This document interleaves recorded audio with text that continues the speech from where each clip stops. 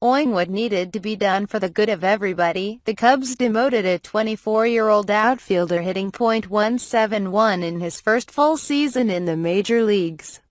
Sorry, that's all Kyle Schwarber is in 2017. If his name were Joe Smith and this were any other team, nobody would raise an eyebrow at a guy being sent to the minors after striking out 75 times in his first 222 at-bats. But Schwarber is a Chicago sports legend. One of the few things about the player that needs no exaggeration or apology. What Schwarber did to help the Cubs win the 2016 World Series after missing all but 3 games of the regular season qualified him forever.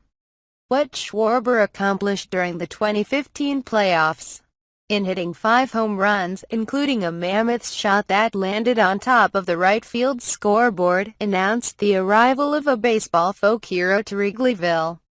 A Cubs scout compared the left-handed slugger to Babe Ruth in his report, for goodness sake. So far this season, Schwarber has resembled Mario Mendoza at the plate. Comparisons to all-or-nothing former Reds and White Sox slugger Adam Dunn have been unfair to Dunn. Schwarber has given all those companies he endorsed an item to discuss at the next board meeting, and every sports writer who gushed about his rare talents reason to go slower next time describing a promising young prospect. The once feared hitter has become a welcome sight for pitchers, making AAA Iowa the proper place for Schwarber to get out of his funk. Truth is, the Cubs should have sent Schwarber down weeks ago when they moved him down in the batting order, around the time he went from untouchable to unacceptable. At times even the Cubs seemed swept away by Schwarber's celebrity. The Cubs didn't make a mistake trying Schwarber as a leadoff hitter to open the season. They'd been sticking with him so long after his struggles began and trying to fool everybody into thinking he was progressing. Did you see the way he fouled off that pitch? The longer Schwarber let off despite an unacceptable batting average and on-base percentage, the lower his confidence dipped and the more stubborn manager Joe Maddon appeared. Maddon has made a fine career out of executing great ideas, but this will not go down as one of them. That makes the Cubs complicit in Schwarber's slow start. But at least they are acknowledging reality now. Chances are Schwarber will thank them later. Keep those Schwarber t-shirts and jerseys you bought last October.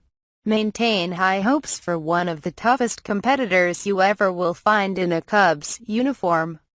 This is a demotion for Schwarber, not a death sentence for his potential.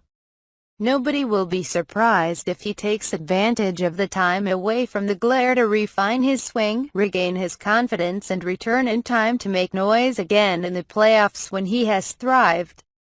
Good players often go through bad stretches early in their ascent, or, as Cubs president Theo Epstein likes to say, progress in baseball is not always linear.